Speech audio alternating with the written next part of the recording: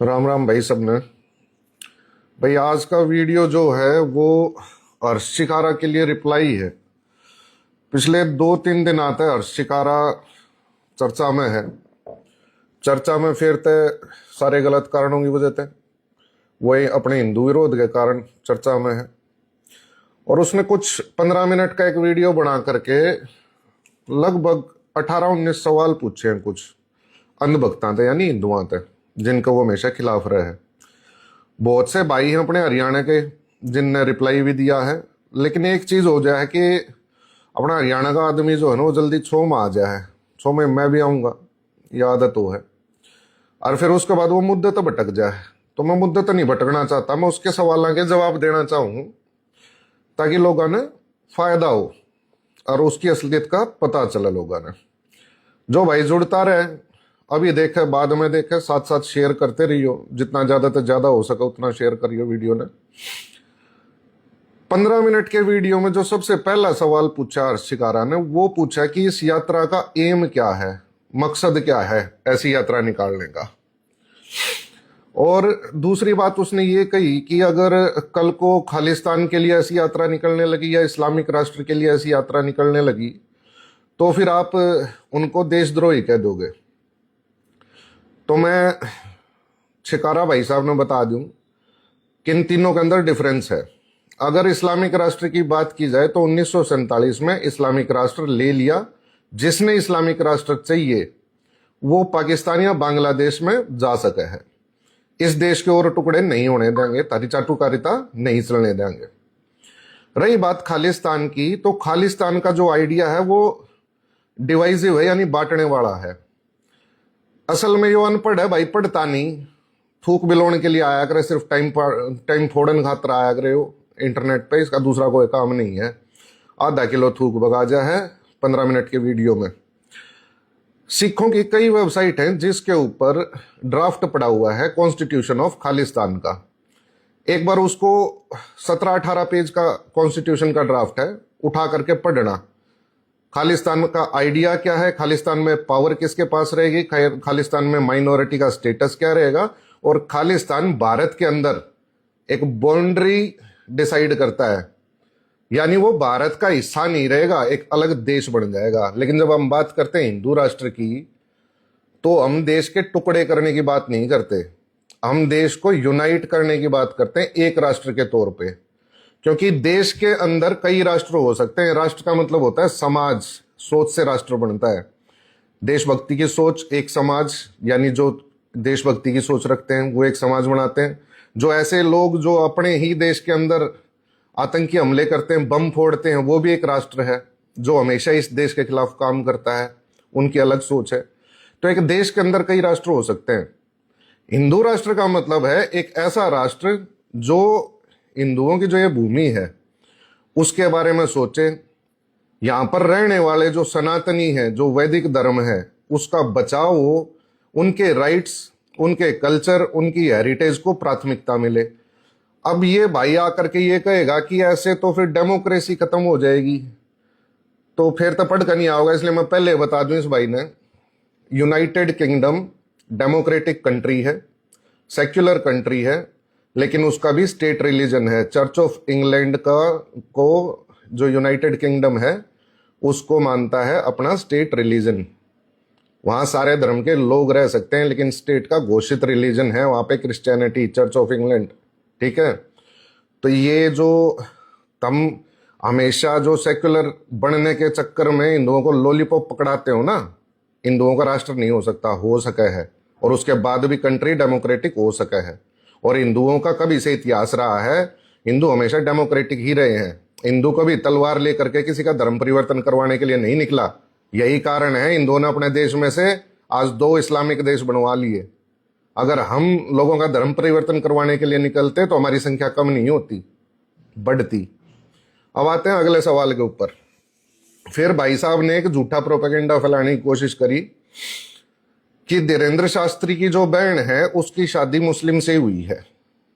ठीक है, लेकिन जो इतना कुपड़ आदमी है, एक वो अनपढ़, कमी हो जा, पैसा दिलाना हो, किसी वजह से आदमी पढ़े नहीं, और एक होता कुपड़, पता है सच्चाई क्या है, लेकिन झूठ बोलना है, क्योंकि शायद या तो पैसे मिल रहे हैं या उसका कोई प्रोपेगेंडा है, किसी को उसको जो है बचाना है। जो धीरेन्द्र शास्त्री है उसकी बहन का नाम है रीता गर्ग, और उसकी शादी कमलेश नाम के ब्राह्मण से हो रखी है 2015 अप्रैल के अंदर, चेक कर लिए। तीसरा सवाल जो इसने पूछा वो ये था कि हिंदुओं को इकट्ठा करना क्यों है भाई, क्यों जो बाबा बागेश्वर है वो ये यात्रा निकाल रहा है, हिंदुओं को क्यों इकट्ठा करना है, कारण क्या है। जब इसके खुद के दोस्त मुस्लिम हैं, इसके रिलेटिव मुस्लिम हैं, इसके दरबार के अंदर मुस्लिम आते हैं, तो अगर किसी के दोस्त मुस्लिम हो तो क्या वो हिंदुओं की बात करना छोड़ देगा। इसका मतलब आप कहीं ना कहीं डायरेक्टली उन मुस्लिम दोस्तों के ऊपर आरोप लगा रहे हो कि अगर आपका कोई मुस्लिम दोस्त बन जाए तो फिर आपको उन्हें अपीज करने के लिए, खुश करने के लिए हिंदू राष्ट्र की बात करना या हिंदुओं के हितों की बात करना छोड़ देना चाहिए। उनको तो दिक्कत नहीं है भाई, तेरे को ज्यादा दिक्कत है। उनको दिक्कत होती बाबा के दरबार में जाते ही नहीं, जा रहे हैं तो इसका मतलब बाबा का उनके प्रति और उनका बाबा के प्रति व्यवहार अच्छा है।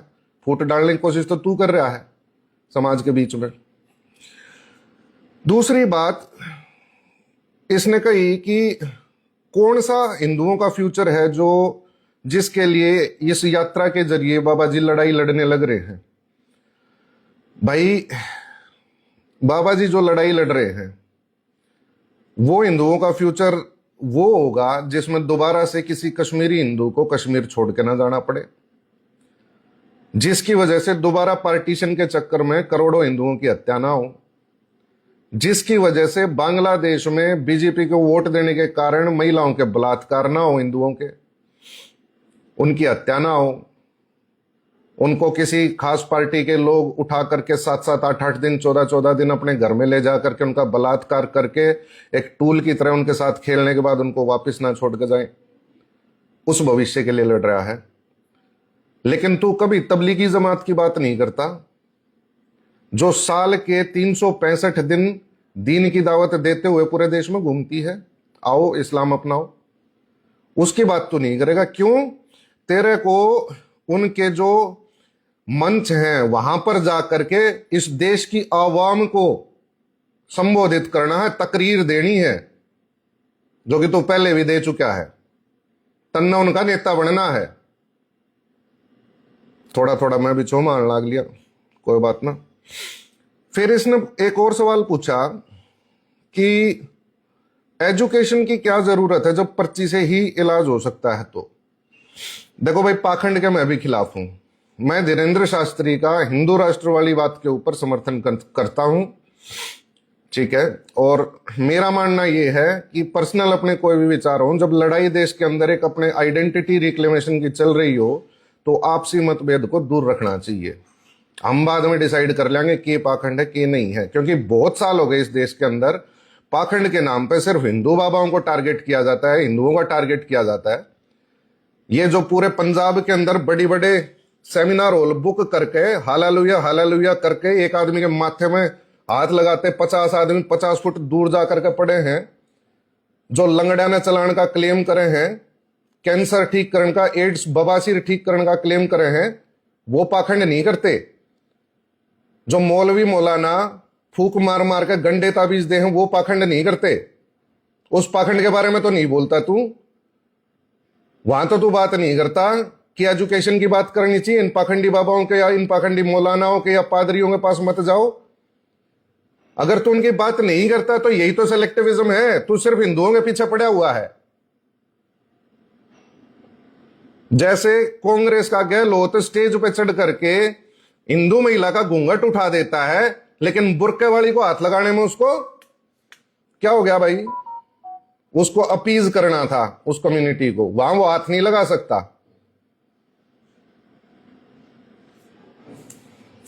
सारी डाल की बात करे अगर जब बात करे तो सिर्फ एक के पीछे नहीं पड़ा करते। आगे चलते हैं भाई। फिर इसने ये कही कि why doesn't he inform government about a tax. हालांकि इंग्लिश में तो मैंने लिखा है, इसने तो आती नहीं, कि भाई अगर इतना ही बड़ा बाबा है धीरेन्द्र शास्त्री जी, तो ये जो रेड फोर्ट में अटैक हुआ या दूसरे कोई भी अटैक हो हम भारत के ऊपर, तो ऐसे हमलों के बारे में इन्फॉर्म क्यों नहीं कर देता पहले से ही सरकार को। इस भाईजान की, चिकारा भाईजान की आप देखोगे कुछ दिन पहले की पोस्ट, तो ये धीरेन्द्र वाली पोस्ट से पहले इसने रामपाल महाराज की पोस्ट लगाई है, उसमें ये उसको भगवान बता रहा है। अच्छा, उसके भक्त भी उसने भगवान बताए हुए हैं। बोला वो लोगों का पानी काट रहा है जिनके खेतों में पानी बाढ़ का भरा हुआ है। अरे भले आदमी, तू इससे तो कह रहा है कि इसने इन्फॉर्म क्यों नहीं करा? इसने तो कभी ये क्लेम तो नहीं करा कि मैं खुद भगवान हूं। उसके तो सारे भक्त ये कहे हैं कि वो तो भगवान है। तो पहली बात तो क्वेश्चन तेरे से बनता है, क्योंकि तू भी उसका सपोर्टर है ना, तन्ने भी उसकी पोस्ट लगा रखी थी ना, तू भी उसका प्रोपेगेंडा आगे बढ़ा रहा था ना, तू भी जनता का सी काट रहा था ना हरियाणा में। तो तेरे भगवान ने, रामपाल ने बाढ़ आने से पहले हरियाणा के लोगों तक फोन क्यों नहीं करा? अब भाई अपना जाब्ता बांध लो, मेरे बस की रोकनी नहीं है, लेकिन बता दी है।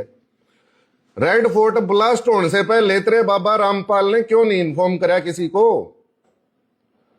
अब पाकिस्तान वाले पर पीएलए रखे थे, इसका जवाब दिए। सारे जवाब तू ना पूछे, तेरे से भी पूछेगी दुनिया। आगे चलो भाई। फिर इसने कही कि ब्रिज के अंदर मीट शॉप जो है उसको बंद करवाने की बात कर रहा है बाबा जी। बिल्कुल करेगा, पूरा अधिकार है। ब्रिज क्षेत्र आज से नहीं, सदियों से हिंदुओं की, सनातनियों की आस्था का केंद्र है। ठीक है।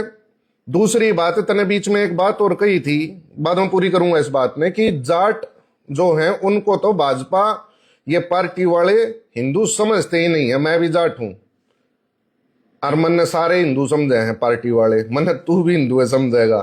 ठीक, तेरे भी कोई गलत फहमी ना रहा। और मेरे जैसे निरे जाट है हरियाणा में, और सिर्फ हरियाणा में नहीं, जहां जहां जाट है ना बाई डिफॉल्ट वह हिंदू ही है। जो हिंदू नहीं रहा, तू मानता होगा, हम नहीं मानते उन्हें जाट। ठीक, जाट होते तो अपनी आइडेंटिटी नहीं बदलते। दूसरी बात, हिंदुओं के महाराजा सूरजमल जी महाराज हमारे बहुत बड़े महाराज थे, पराक्रमी थे, योद्धा थे। ब्रिज के क्षेत्र में उन्होंने दुनिया भर के काम करवाए हैं। कभी उनका इतिहास पढ़ लिए? कृष्ण मंदिर के लिए, राधा मंदिर के लिए, उनके किलों के अंदर जाकर के कलाकृति देख लेना वहां किसकी है। तो तेरे क्लेम के हिसाब से, और तेरे साथी जिनके साथ तू उठे बैठे है, जिसके साथ तेरी पोस्ट आती रहे, तुम बार बार एक क्लेम करो कि जाट हिंदू नहीं है। खाप खेड़ा और खेत, हम तो बस ये तीन चीज मानते हैं। तुम खाप खेड़ा खेत मानो तो महाराजा सूरजमल कृष्ण ने क्यों मान्या करता? इस बात का जवाब तू दिए। तू जवाब देगा तो मैं किताबों में काट के दूंगा, फिर आगे तेने जवाब। रही बात ब्रिज के अंदर मीट की शॉप, बता दिया भाई आस्था का केंद्र, और आज से नहीं, और महाराजा सूरजमल के हिसाब से भी वो आस्था का केंद्र है हिंदुओं का। और ऐसी जगह पर मीट जैसी चीजों की दुकान नहीं होनी चाहिए, चाहे वो हिंदू की दुकान हो चाहे मुस्लिम की दुकान हो। मुस्लिम भी काम, हिंदू भी तो काम कर रहे हैं ना मीट का। उसने ये बात तो नहीं कही सिर्फ मुस्लिमों की दुकान नहीं होनी चाहिए। ये जो मांग है ये तो जायज ही है।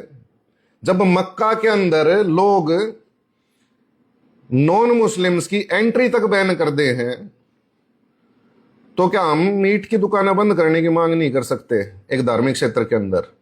और वो भी जब जब हमारे मंदिरों का पैसा लूट करके एंडोमेंट एक्ट के जरिए इस देश के अंदर सो कॉल्ड माइनॉरिटीज और दूसरी चीजों के नाम पर वो पैसे की बंदरबाट की जाती है, तब भी नहीं कर सकते क्या हम इसकी बात? करेंगे, कोई नहीं रोक सकता। दूसरी बात, आ जाओ भैया आगे चलेंगे।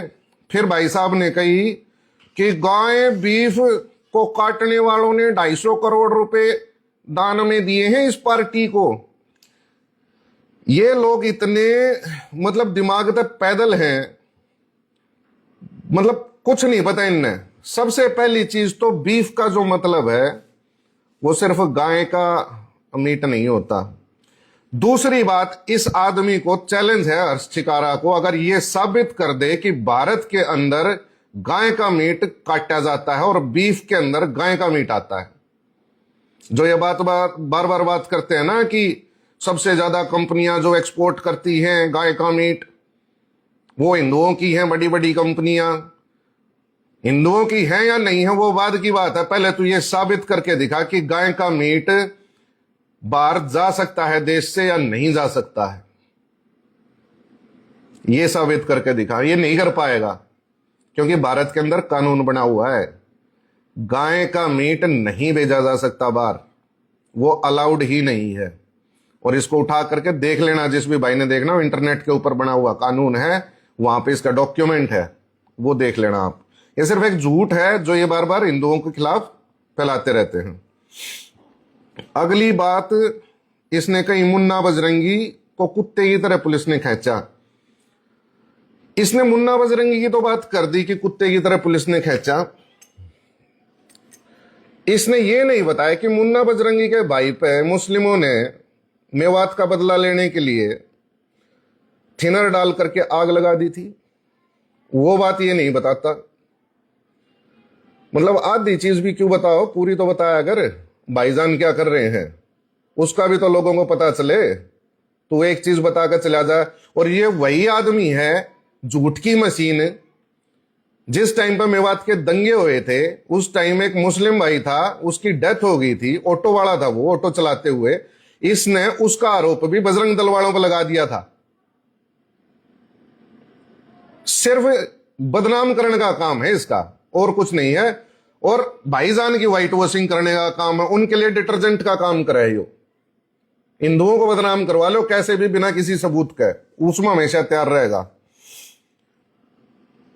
नेक्स्ट फिर इसने बात करी कि मेवात में हमने हिंदू मुस्लिम होने से बचाया। भाई वहां तो मुस्लिम मुस्लिम था, हिंदू मुस्लिम तो था ही नहीं। हमला किसने कराया था? मार के बाद पुकार भी नहीं करे, मतलब को मार दे तो रोन भी ना देतन, तो वो वाला काम कर दिया। पहले हमला करो, उसके बाद आदमी अपनी आवाज भी नहीं उठा सकता है।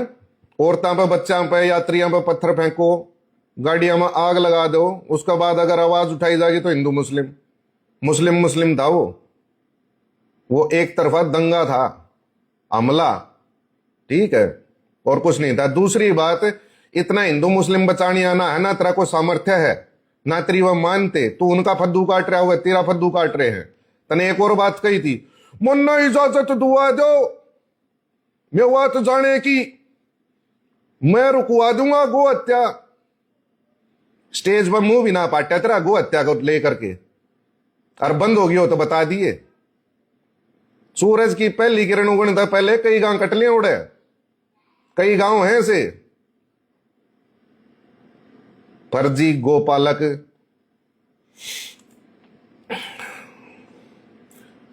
नेक्स्ट है भाई, इसने बात करी कि रेड फोर्ट से जुड़ी हुई बात करी, जो ब्लास्ट हुआ था। इसने ये कहा कि आरडीएक्स नहीं मिला है वहां पर तो जो शादियों में बारूद फोड़ा जाता है वो मिला है। ये वो आदमी है जो पुलवामा हमले में 300 किलो आरडीएक्स कहां से आया उसकी बात कर रहे थे, जो उसको एनआईए साबित कर चुकी है कि वो पाकिस्तान से आया था। लेकिन ये कभी मानेंगे नहीं उस चीज को, क्योंकि इनको पाकिस्तान पर फालतू भरोसा है, इंडियन एजेंसीज पर कम भरोसा है, आर्मी पर कम भरोसा है। रही बात फरीदाबाद की, शादियों का मसाला नहीं था वो, 2900 किलो एक्सप्लोजिव था, जिसमें से 350 किलो से ज्यादा एक्सप्लोजिव रेडी टू यूज था, इस्तेमाल करने के लिए बिल्कुल तैयार। और जो रेड फोर्ट पे अटैक हुआ उसमें सिर्फ 2-2.5 किलो के करीब अमोनियम नाइट्रेट यूज हुआ है, समझ रहा है? तो अब ये देख उनके पास में कितना ब्लास्ट करने के लिए एक्सप्लोजिव पड़ा हुआ था। लेकिन अब ये फंस गए। अब ये वाला सवाल पूछ नहीं सकते ना, आरडीएक्स या अमोनियम नाइट्रेट कहां से आया, क्योंकि वो तो भाईजान के घर में आ गया। पूछेंगे तो फंस जाएंगे। भाईजान को व्हाइट वॉश भी तो करना है, साबित भी तो करना है ना उनकी गलती नहीं है। उसको साबित करने के चक्कर में भाई साहब आ जाते हैं फिर ब्लास्ट के अंदर यूज होने वाली गाड़ी के ऊपर। बोले वो गाड़ी तो देवेंद्र के नाम पर रजिस्टर थी, उसका नाम कोई क्यों नहीं ले रहा? वो भी उठाया था, उस पर भी पूछताछ हुई थी, उसने कोऑपरेट भी करा, उसके साथ एक और मुस्लिम उठाया था, उससे भी पूछताछ हुई थी, जिसके पास वो गाड़ी पहले थी, उसने भी कोऑपरेट करा, दोनों की गलती नहीं मिली, दोनों को छोड़ रखा है।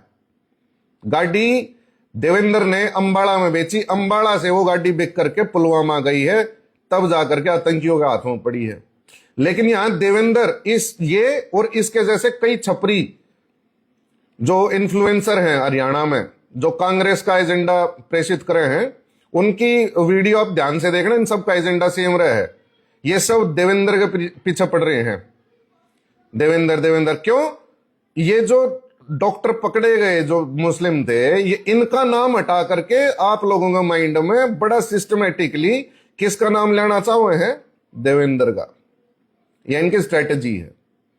काल ने तेरी गाड़ी बिक जा, भगवान ना करे किसी आतंकवादी का हाथ लाग जावा, फिर तू भी आतंकवादी हो जाएगा।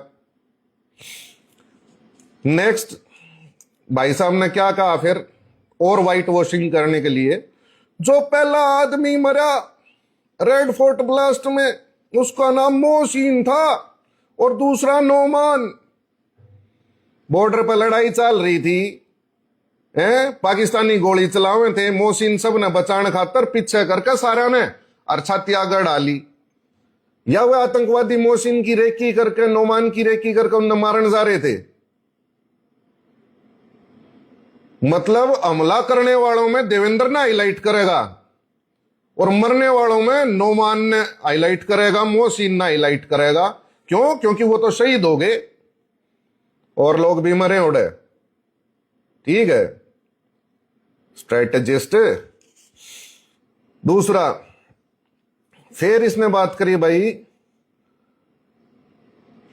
सारे भारत में आप ही की पार्टी की तो सरकार है, हिंदू राष्ट्र घोषित करवा दो इसको,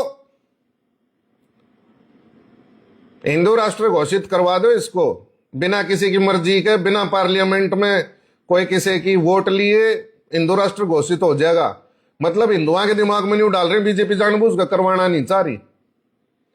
इस देश के अंदर 36 यूनियन टेरिटरीज और स्टेट्स हैं, जिसमें से सिर्फ 19 के अंदर एनडीए की सरकार है, बाकी के अंदर जो अपोजिशन है उनकी सरकार है।